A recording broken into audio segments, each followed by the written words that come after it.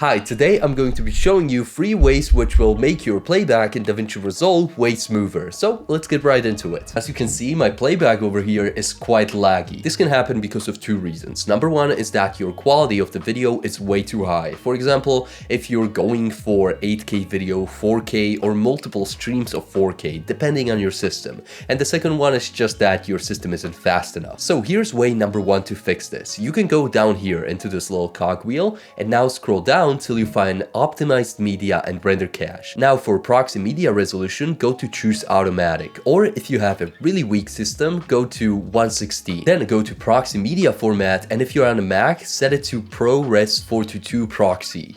And if you're on Windows, choose DNX HR LB. These are the lowest resolution proxies that you can create. And if you don't know what a proxy is, it's basically a file that your computer makes from your original media, and it copies all of the source files but just makes it smaller. That means if your original file is, for example, in 4K, the proxy file is going to be only in 1080p. But don't worry, when you render out this file, your computer will kind of replace it in the render process, and your final video will have the high resolution version of your original media there. Okay, so once you chose these two, you can hit save and go over to the media pool. Now you see your original media here. Just right click on that and choose generate proxy media.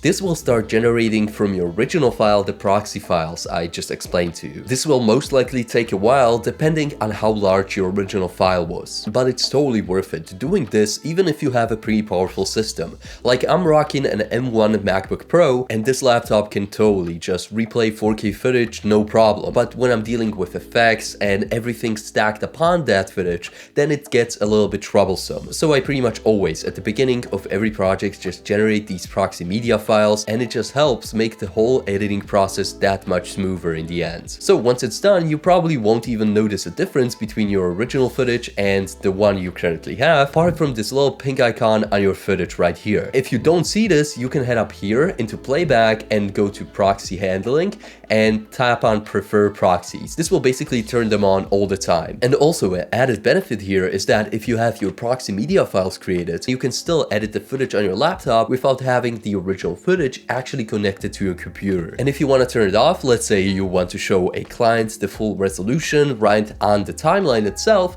you can just press disable proxies and this will just get rid of them and reload the clips. If you're struggling with playback, this first way is going to make the biggest difference. Then the second way is to decrease the resolution of your entire timeline. And this is done by simply going up here to Playback again and choosing timeline proxy resolution. And as you can see, you have 3 different modes: full, half, and quarter. You can think of this: if your timeline is in 4K, then half resolution is going to be 2K and quarter is going to be 1080p. This all depends on what resolution your actual timeline is in. So we can hop over back to our cogwheel right here, scroll all the way to the top, and now you can see timeline resolution. I have it set to 1080p, and I highly encourage you with any project that you work on, just set it to 1080p. Or if you're working with vertical video, don't have it like in 4K but vertical. Don't do this, like never use this, because any social media platform like Instagram or TikTok is going to downscale this into 1080p anyway. Just set it to 1080p or whatever custom resolution. Like if you want that nice widescreen effect that, for example, MKBHD uses,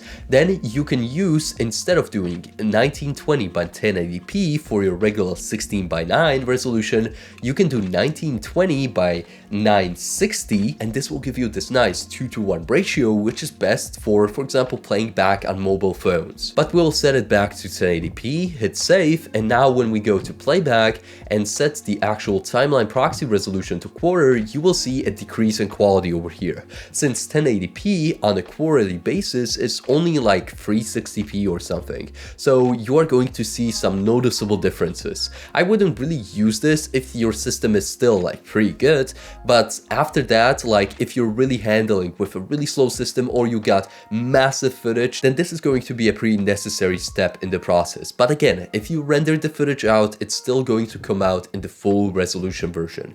The only difference here is in the editing process itself. And the last way is using pre-rendered footage, and you can do this by 2 ways. Number 1 is going to be to go again up here to Playback and go to render cache. Now you can set it to smart or user, and as you can see, when we enable it, it will pop up up with this little red line up here. This shows you what is rendered up front and what isn't. If I play a bit of my footage back, it will render the part that has been already played, then this will be way smoother than any other part on the timeline. The difference between Smart and User is that Smart is going to eventually render out the whole timeline, but User is only going to render out the little part that you actually go through with your playhead. So Smart is kind of better if you're planning on replaying your clip over and over again, but User is better if you have, for example, limited storage, since all of these rendered out chunks actually cause a lot of storage problems if you don't have a lot of space. Actually, if you go over into your files and you see these two, which is cache clip,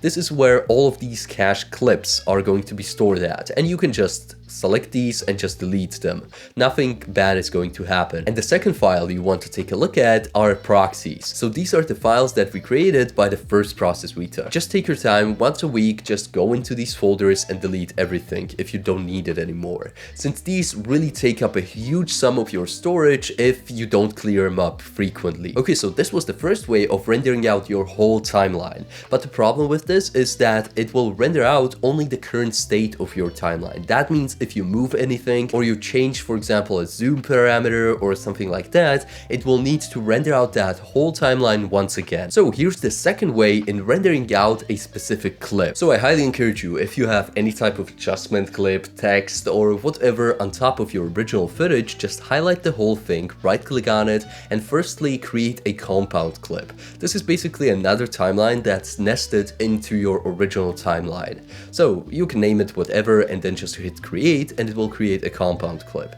Now right click on it once again and go to render in place. I would leave all of these settings as they are, since when you render out a clip, it will actually use this clip in your final render. That means whatever quality settings you have right here, it's going to actually use in the final file. So I just leave it at the default, since it basically chooses the best resolution possible. Now hit render, it will ask you where you want it, just hit open, and now just wait for it. It will take a couple of seconds depending on how many effects you have in it. It's basically going to behave as just another video, and it's going to be completely smooth. As you can see, the motion blur on this zoom in right here doesn't make any stress whatsoever to my PC. And by the way, you can use all of these tricks combined and it will just stack on top of each other and make your editing experience that much smoother. So hopefully you enjoyed this video. If you want to join my newsletter, it's down in the description. I will just send you some free assets and stuff.